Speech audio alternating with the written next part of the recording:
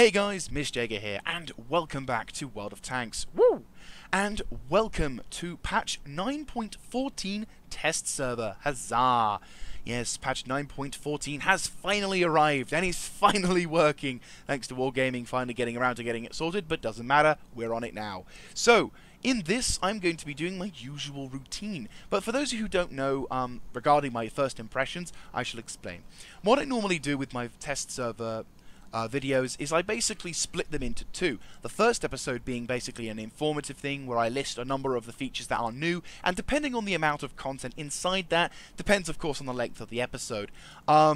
And so basically I focus on the teeny weeny tiny details, not super in-depth, but in-depth enough that you can get a bit more of a perspective on things. And the second episode is basically where I jump into the nearest tank, go out there, playing on either the new tanks, the new maps, or experiencing the new content, whilst also blowing stuff up and having a fun time.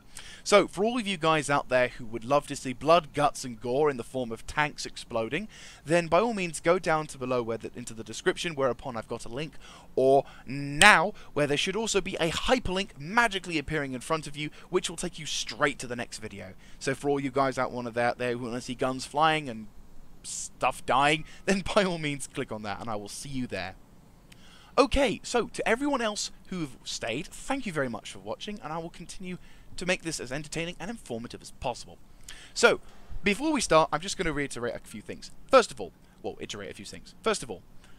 this is a test server. Not everything you see here is guaranteed to make it to the live server. This is also, I believe, the first iteration of the test server. So there might be a second iteration where they kind of fix a few things, but they still want to test stuff out. So if you guys see anything in there that you might disagree with or you might like, be prepared to not see it when it goes to the live server. There could be a few things there. Also to note, if you are absolutely desperate to find every single tiny detail about this new test server or this new patch out, I have also provided a link down below in the description, whereupon you can look at the patch notes for the test server. Because, well, if I went through all of them, this video would be 3 hours long and be extremely boring. So, what is new in patch 9.14 or 9.14? Well, if you've not been living under a rock for the past few months, you'll no doubt know, well, for the past few days maybe, you'll no doubt know that Wargaming have been testing new physics to be introduced to World of Tanks. Improved movement physics, which means now tanks can be flipped over, can do barrel rolls if given the certain circumstances, traveling across sort of rough objects, for example, tracks from trains, rocky hills, anything like that, which normally in World of Tanks live at the moment would cause your tank to slow down. Now it won't. We've also got some new sound effects and all that, which are pretty cool, but I'm not really going to talk about those in major depth, because I'll be kind of focusing on those slightly more in the second episode, because, well, that's where you'll be seeing and experiencing them a lot more than I could possibly describe. The only thing I'll mention about these physics, which I'm kind of a bit semi-understanding but semi-slightly annoyed with, is the fact that with the new physics, I think there's an image here, yeah, one of the things that tanks can now do is they can drift, and drifting in extreme movers. Basically, you can use a handbrake, even though tanks don't have handbrakes, to do an extremely quick turn to be able to save yourself by pulling like a 180 to get the guy who's behind you. Now, this is a really cool feature, and I'm, physics-wise, I'm in love with this. I've been craving this thing ever since I tried the first test server where you could do it. I fell in love with it, I'm like, oh! So, I'm very much eager to see this come to the live server. Though my only issue, really, that comes into it, and it feels a bit like a kick, is with regards to tank destroyers and artillery, because they've allowed this particular, maneuver, extra, mainly the handbraking capacity. They've allowed this extra handbraking capacity to medium, light, and heavy tanks, but they've not allowed it for tank destroyers and artillery. Now, as I said, I'm a 50-50 with that one, because on one hand, I completely understand why they would do that, because, for example, let's just say, for example, my Jaegeru is going down a hill and someone ends up being behind him. I don't exactly know how balancing-wise that would be if the Jaegeru could suddenly just go whoop and turn 180 and sort of do it in a sort of a rather cool style as he blows up the person behind him who's sort of foaming at the mouth of the rage. So I understand in some parts why balancing reasons that would happen, but I don't think, I think I'm on the fence with this one, because on one hand, as a tank destroyer user, I'm like, oh, that's not fair. Everyone else can do it and I can't. Sort of, I'm slightly annoyed at that, and I also feel sorry for the artillery who may be denied the ability to do a handbrake turn to either save their lives or to do an impressively awesome shot. I would, also on the side of, well, if that was allowed, certain tank destroyers which have good maneuverability and mobility may use this to their advantage. I think the reason is like you can somehow drift and get a shot on target. So, for example, a Borsig could potentially get a good critical shot into the side with his 150mm gun to the side of a tank, which could destroy it. So, balancing reason-wise, I kind of can see why that is. But I kind of, at the same time, wish, well, we could at least experiment with it to see if it would work. Like, oh my god, I love this thing in, like, 9.13, but it would be awesome if I could do it in 9.14, where I can actually drift with this thing. It would just be awesome. But anyway, that's my opinion on the matter. So, the big thing that, the first thing I actually wanted to talk to you guys about, really wanted to talk to you about, was actually, it's in the settings. Because Wargaming have now finally decided to put in the view range indicators on Minimap. Now, basically, before this patch, in order to understand what your view range and draw distance would be like, you'd have to get a mod in order to get it to work. Now, this isn't cheating. It's just simply having the ability to understand what your view range physically meant. Because when you watch a review about a video game or of the tank and someone says, oh, this tank's got a 400-meter view range, or this vehicle's got a horrible 260-meter view range, you won't really understand what that doesn't really make any I would say it doesn't really make any much sense to anyone who isn't really focusing on stuff in the minimap, or doesn't really fully understand how the game is fully. Maybe they're just learning the game, maybe they've just started. Whereas now, if you go into the settings, you now have a much more physical representation of your view range as well as your render range. So that's pretty useful. For anyone who doesn't know, render range basically means the distance in which the tanks will be rendered and for you to allow to be seen to see them. So, for example, certain vehicles, you may not be able to detect them with your view range, but if, for example, someone else has detected them, you can still shoot at them in your render range area. And this is also important because of how Wargaming recently got rid of their square render range, which was quite frustrating at times, and instead gave us this nice circular one, which personally I would say is a major improvement over the previous one. So that is certainly something rather good. Another cool thing that they're bringing back is the tips on the battle loading screen. I think this was like an old style variant before they removed it and just had it as the other stuff, which is kind of cool. Which basically, in short, gives you the ability to choose whether or not you want to have text giving you hints and tips, or have an illustrated tip which would tell you guys, hey, it's sort of like don't kill or don't team kill or don't rage quit from the match before the game's over, sort of thing, if you're still alive or whatever. But personally for me, I'm going to go with the minimap, because to know what my ability is, like for example, to know where I'm spawning, will definitely give me, I think it would definitely help me out when it comes to understanding how that is, and be able to make a tactical decision before I even hit the map. So, the next set of features I'm going to talk about is something which is more geared towards, I would assume, or at least one of the features is definitely geared towards the newer player, where the second feature that I'm going to be talking about is, I guess, geared towards a newer player. Basically, Wargaming are implementing a streamlined system where tanks that are at tier 1, previously you would grind for multiple items, whereas now it's simply one item you have to grind for, which is the gun. And it's at such a small price. It's at such a small price that probably you'll find you'll be able to convert and get it instantly before getting the top gun. So for all the tier 1 vehicles, it's basically extreme streamlining.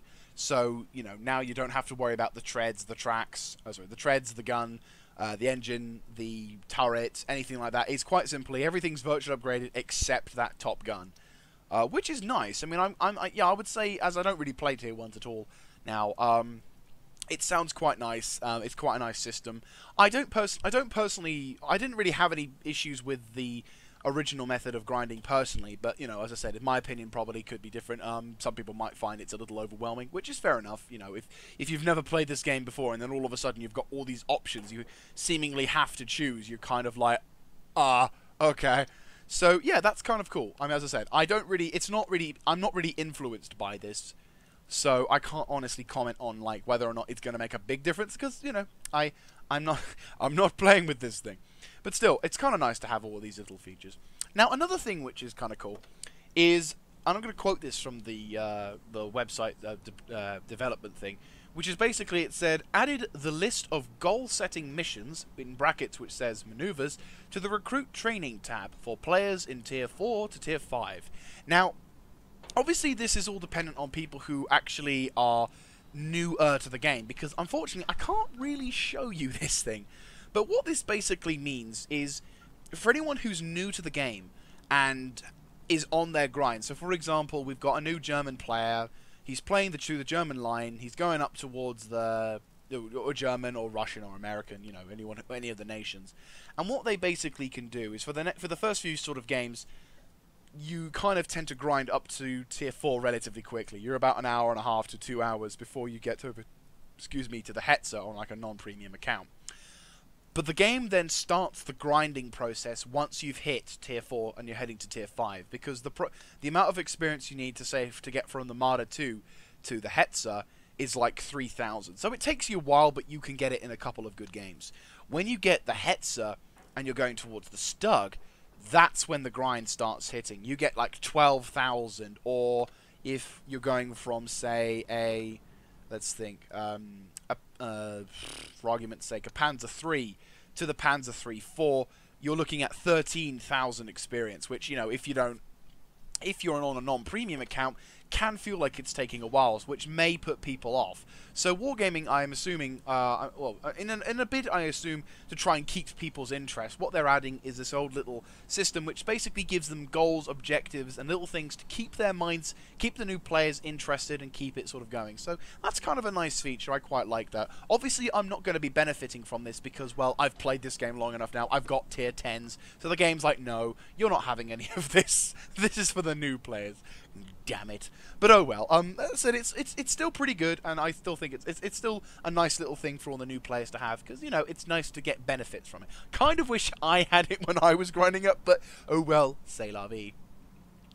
Okay, so we've talked about all of the features that seem most relevant to patch 9.14, or 9.14, so there isn't really much else I can really go into the description about without really boring you. So once again, if you want to have an in-depth look, by all means go to the description to find the in-development thing. But the last thing I think we can talk about is the HDified vehicles, because there are a lot of vehicles that have been hit with the HDified process. So for this bit, we are now going to spend some time looking at all of the all the vehicles that have now become HDified, which is cool. And we shall be starting off with the Russians, with the tier 4 light tank, the A20. So 3, 2, 1, bam! Let's have a look, shall we? Ooh, I say. Nice little prelude towards the T34. It's not a bad vehicle. I remember driving this a while back. It's actually not too bad. You've only got really two guns of which you want to choose for. This is the better choice of gun, which is the 45mm with 75mm worth of pen. Good fire rate, good damage, accuracy, and aiming time. Versus the 76 L11, which is much bigger. As you can see, it's a much more of an awkward thing to have. You do get higher damage, but with tier 4 tanks, more often than not, it's like you get higher damage, sure, but it's more of a... It doesn't really serve you much of a purpose. On certain vehicles really can't benefit from it, but you do get to have it on the T34, which is nice. So there you go. Not a very bad vehicle at all, actually. Looks pretty nice. It's pretty much a baby T34, so that's cool. So the next thing we've got is actually something which I recently purchased, which is the IS6. So here we go. Ooh. Ooh. Ooh. That looks really cool. I like a lot. Oh, I love the Dushka on the top. Ooh. Oh, Russia. You're so sexy. Oh, that does look nice. I mean, the cupolas are way more noticeable than they are on the standard model. But yeah, that looks really nice. That does look immensely... That looks very pleasant. Very pleasant indeed. Ooh. I do like it when I see these kind of tanks. I mean, as much as I like shooting Russians, it's still kind of nice. Noticing a bit of a flat section here. I mean, most of this is spaced armor, admittedly, but still, it's pretty good. I like it. I'm hoping it's not going to be one of those sort of HDified where they've kind of nerfed the armor more than anything. But still, that does look good. Anyway, moving on to the German tanks, we've got the Panzerkampfwagen T24. Okay. We go from nice to, I think, what's this one? This is the, Czech? Yeah, this is a German, Czech sort of thing, German land version. Oh, not really good. Yeah, I'm kind of glad they didn't put that into combat. That's really ugly. What gun does it have? The A18, which is actually a fairly good gun. Snap. Its accuracy is pretty terrible, and oh god, that aiming time, though. That's where it kind of sucks. Still, not bad. I mean, it certainly doesn't look like a pleasant tank to utilize, that's for sure. But yeah. Huh. It's a very weird looking tank. I hate the gun mantler. It looks so ugly. God, only Germany could invent something that ugly. Oh. Okay. Well, let's have a look at the VK3001H. If the game would like to. There we go. Ooh. Ooh. That does look nice.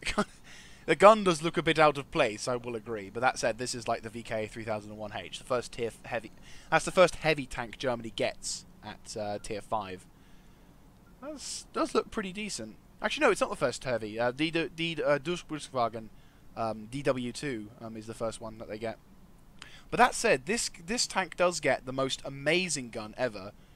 Is the 75mm Waffe 725, or I call it the Wunderwaffe, because it's got probably the best penetration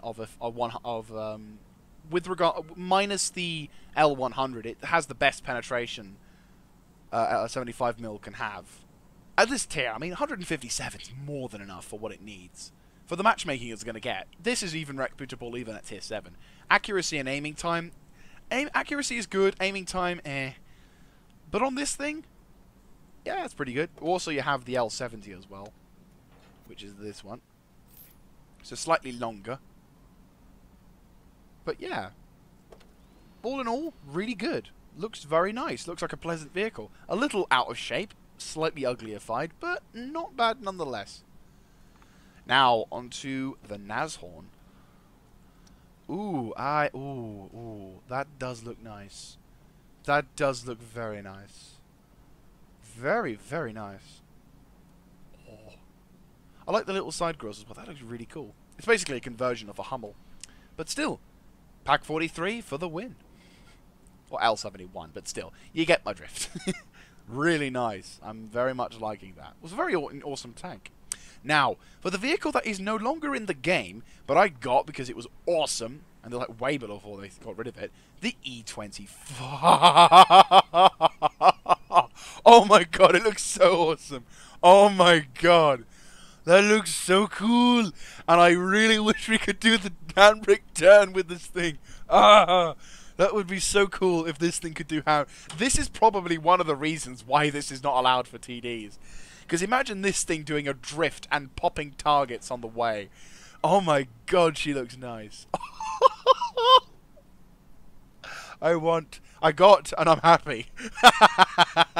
Oh wow, that looks so nice. Oh, I might play this tank next time I get the chance. Let's go over to the Americans now with the T1 Heavy. Ooh, I say. That does look certainly like a tank which inspires the American, or your average American, to have their freedom intensify. That's really cool. I have to admit, I do like this sort of slightly weathered effect that the American tanks have. Like, previously the American tanks have that nice olive drab, but I actually quite like this lighter tone colour. Ooh, nice on the back as well. Which allows you to have that sort of awesome, kind of slightly weathered and sort of gritty effect sort of thing. Oh, I love it. It looks really good. Tracks look lovely as well. Very, very nice vehicle. Certainly looking forward to seeing this thing fight in combat. It looks a lot more viable as well as a tank. That's very cool. Going on to the T40 Boom. That's pretty cool as well. Using the M3 Lee chassis. That's pretty nice. We've got also a variation of guns. So I'm imagining these are the two variants you'll be seeing. So you've got this variant, which has a 75mm M1A1, which has good penetration for its tier, aiming time and accuracy. Accuracy, I'd say, is its weakest option. For some reason, you get higher per alpha with this thing. Oh, it's 76, that's why. But yeah, that's pretty good. That's a fairly good gun. And then, of course, you've got this, which is what a fair amount of people probably will take as well, the derp gun. Because, you know, why not? That's cool. That is really cool. I do like it. Come on, does it change with the gun? No, didn't think so. But still, that's pretty awesome. Now, here's the next tank, which is, you know, is in the game, is this thing, the T28 Prototype. Now, a little side note with this thing, they've actually closed the top of the T28. So now this vehicle is no longer closed top, which also means now you can get an improved ventilation with this thing, which is pretty nice. So, for example, you might have like a heavy spore liner, which is not a bad idea, and you can have it in. You can either have a vents, rammer, and spore liner. Which, that said, though, it doesn't actually need to be as much of a problem. So you may even be able to have vents, rammer, and gun laying drive in order to be able to benefit from this thing more, which is pretty handy. I will say they've sort of. I'm not entirely sure why they. Why I kind of understand why they closed it off, but it's. I mean, as I said, I don't care. It's they've closed it off, and it looks pretty damn cool because of it. So yeah, that's actually quite nice. So any of you T28 prototype drivers out there, your day is saved. We've HDified it and closed the top. The cheeks are way more pronounced though, and the armor looks slightly flatter than it did last time. I mean, you've got a lot on the front, so most vehicles can't pen you from the front unless they get the cheeks on it. But the cheeks look a little bit more pronounced. You've also got two gaping cupolas as well. So that may have issues with regards to your tank, but that may not be a problem. Obviously, your side armor is absolutely terrible with your rear, but still, apart from that, it looks pretty good. Side armor looks a little smaller as well, so you might be able to avoid the derp shots. Now let's go over to the M44. Ooh, ooh, ooh, ooh. Oh wow, okay. Wow.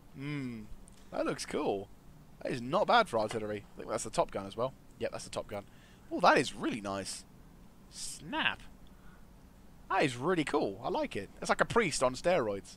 That is very nice. Oh, I love the grill as well. The grill is nice, and we can see through it as well. Oh, that's so cool. Somewhat. Somewhat. That is really nice, though. Oh, that's so cool.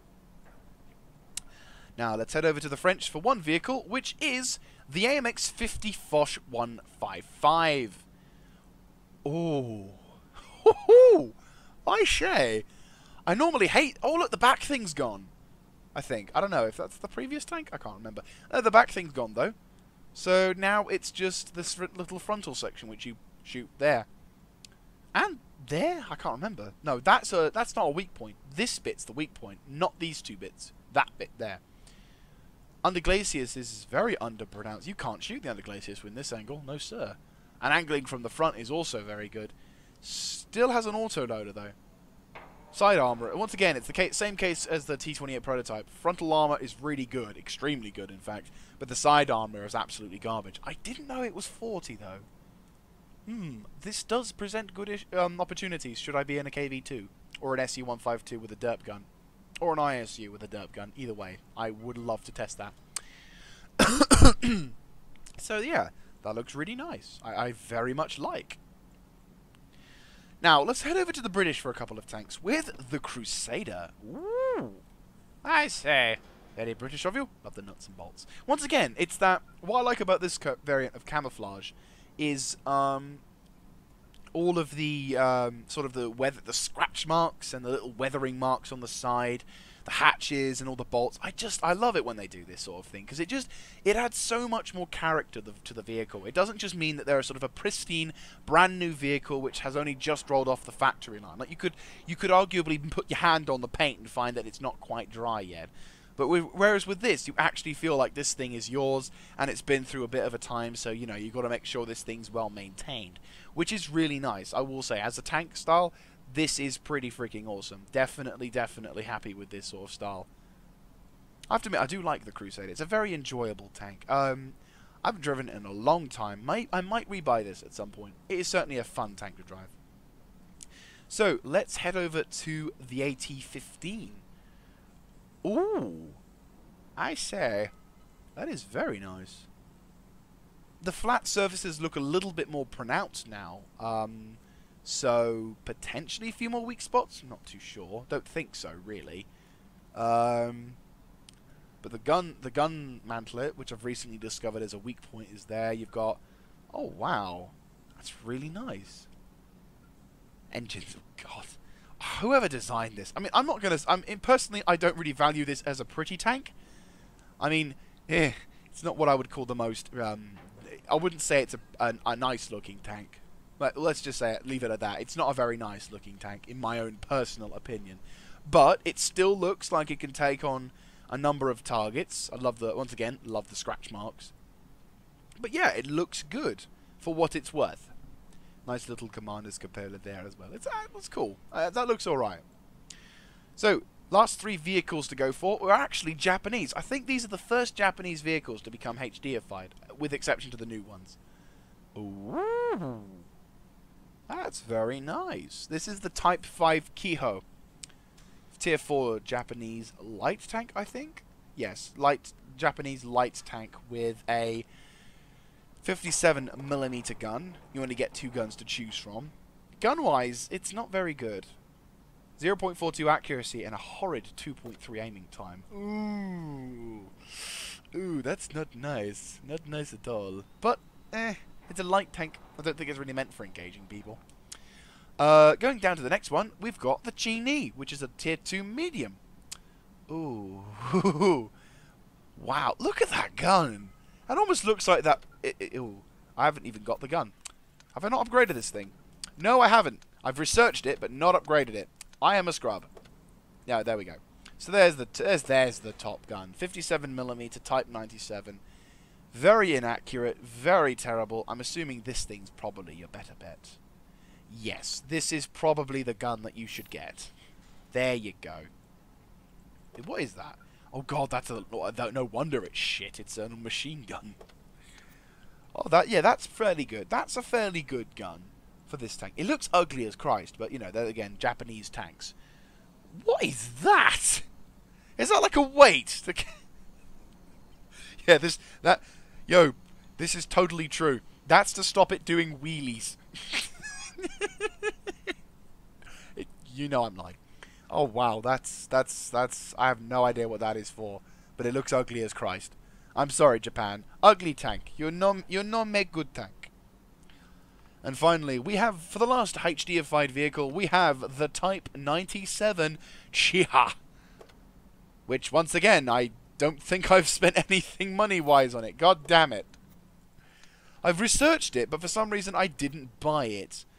So, there you go. Let's get the top turret, shall we? There you go. There's the proper Chiha. And there's the 47mm gun that you would expect to have on it. Now, this is still kind of a terrible gun.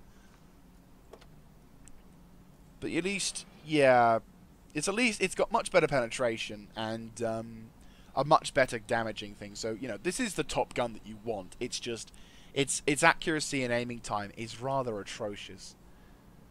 But as for the looks of the tank, it does look, I would argue this tank looks a lot nicer. As tanks go, it's a much nicer looking vehicle, and probably something which, if engaged upon, you would certainly look pretty cool. I'd like to do a little bit of a comparison actually between this one and the Chinese one, but still, looks good, I will say. So guys, there you have it, 9.14.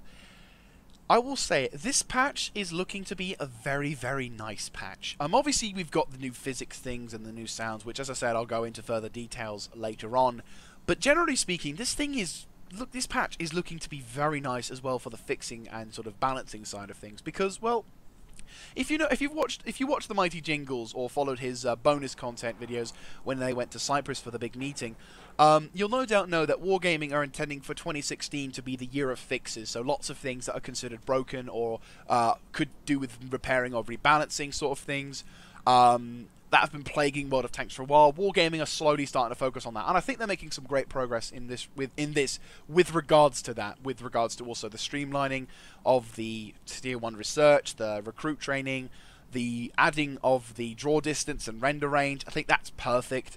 Loads of useful features that will help keep the player base sort of strong and thick and very, very much involved with the process, which I think is absolutely fantastic. And I'm personally very much looking forward for this patch to come out. But what do you guys think? What do you think about the new potential physics, or the new draw distance, or the learning? So, because is there anything you like down below, or if you sort of say I like this, but it could be better, or oh I don't like this at all, it's going to ruin the game, whatever. By all means, leave it in the comment section down below. I'd love to hear your thoughts on the matter. And thank you very much for watching this episode. If you like this kind of content, do let me know in the comment section down below, clicking on the like button, and of course subscribing to the channel.